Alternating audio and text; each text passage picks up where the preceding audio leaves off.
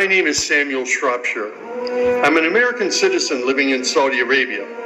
I came here in November 2011, not knowing anything about Islam or the Prophet Muhammad, peace be upon him. Most of what I had heard was extremely negative. In America, our news channels boosted their on-air ratings by regularly sensationalizing breaking news of terrorism. Every 30 minutes, one witnessed horrific scenes of bombings and bloodshed and murder, often one Muslim group fighting against another Muslim group. As killings and beheadings took place, there were always the shouts of Allahu Akbar, Allahu Akbar, God is great. I was invited here to Saudi Arabia by Safi Kaskas to work on what was known as the Q Project. Dr. Kaskas wanted to produce a new, easy-to-read American translation for the next generation of young Americans. Since I could not read or speak Arabic, I wasn't doing any translation work. I was simply invited here to check the English to make certain that this new interpretation of the Quran was easily understood.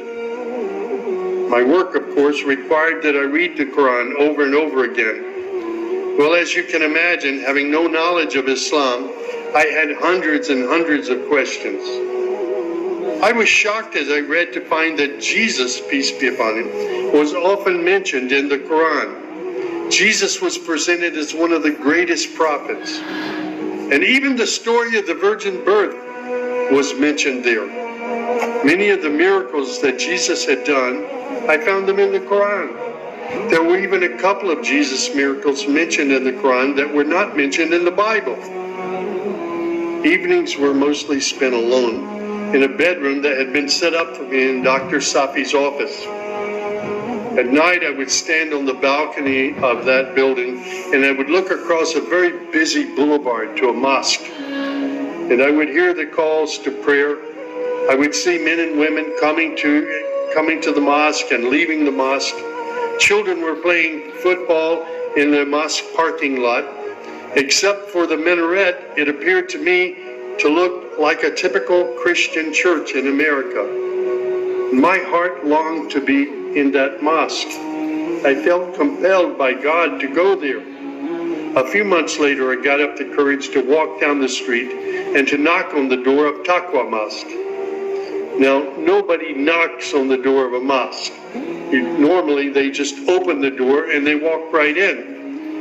But I was not sure how I'd be received, so I stood there knocking until someone came to the door.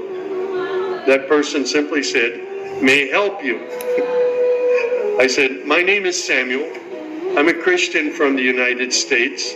Is it okay if I come inside?" And that man, Shafiq Zubir, who was the caller to prayer, he reached out and he hugged me and he said, "Of course, come in."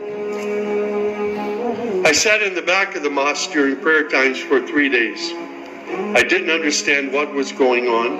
I saw men standing, bowing, putting their heads to the floor as the Imam led them in prayer. I had little knowledge about what was happening, but I felt God's presence in that mosque. And the men of Taqwa Mosque were so friendly to me.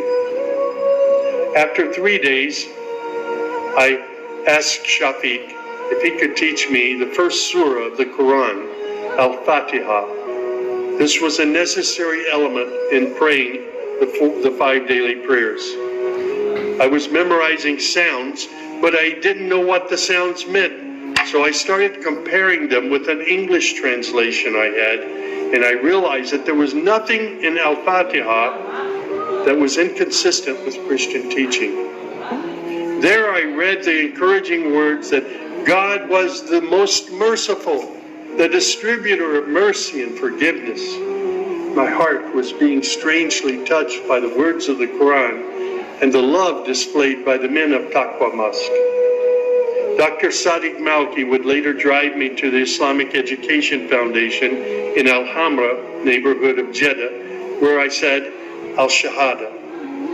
According to Islam, we're all equal. There's none above another.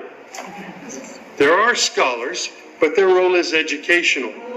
As for the relationship with God, it's personal, it's direct. The faith itself is simple and clear. It's summed up in just 6 points. There is one true God who is unlike any other being. He is neither born, nor does he give birth. He has neither spouse nor offspring.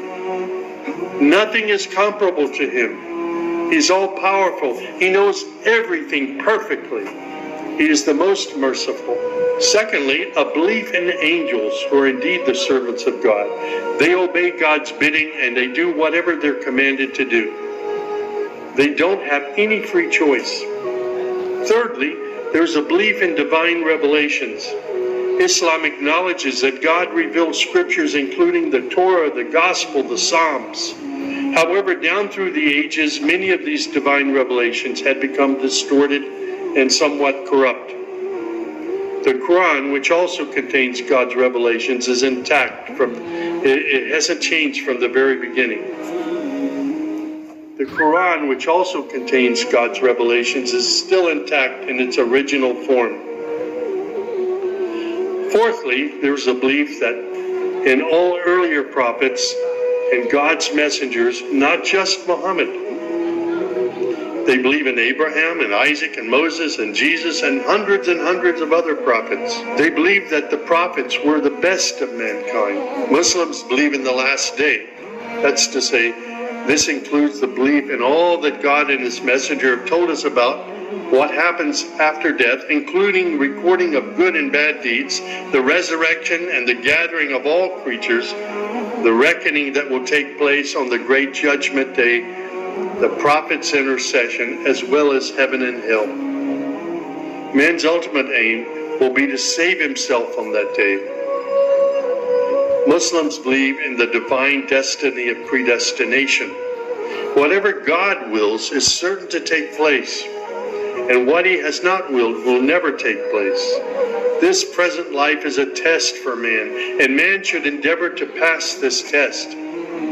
These tenets of faith appeared to me entirely consistent with human nature. And then I asked, how can one become a Muslim? My search showed me that one needs to fulfill 5 specific duties, which are called the pillars of Islam. These are: first, a declaration to believe and to say verbally, I witness that there is no other deity other than God, and that Muhammad, along with all the other prophets, is God's messenger. Prayer is an important part of a Muslim's life. Muslims seek to maintain the 5 daily prayers. These are spread out over the day and night. Thirdly, there's the zakat. 2.5% of one's property is an obligatory charity, provided that one owns more than a certain threshold and holds it for a year. Then there's fasting. Fasting is an important part of the Muslim's life. Muslims fast throughout the month of Ramadan. They do this every year, abstaining from all food, drink, and sex, from dawn till sunset. One must also refrain from futile arguments and quarrels and forbidden things. The month provides a unique spiritual uplift for all Muslims. Then there is the pilgrimage or Hajj. This is performed in Mecca and its surrounding areas. It's a duty to fulfill this pilgrimage once during one's lifetime, provided that one is physically and financially capable of doing so. People often ask me, Sam, how did you become a Muslim? In the church was a library, and in that library were children's books. One of the books my mother got over and over again was called The God of Abraham. In that book were beautiful color photos of camels and deserts. She would read me the story of Abraham, how he was commanded by God to leave his mother and father because they were worshiping idols. She would pause and she would say, Sammy, you always have to pray to the God of Abraham. There is only one true God, the God of Abraham. My commitment to God has been strong and enduring since my younger years. And now I have found absolute peace in Islam, in a faith that I once thought was hostile. I found friendship and hope amongst a fraternity of other Muslim brothers and sisters. I have found a family of believers.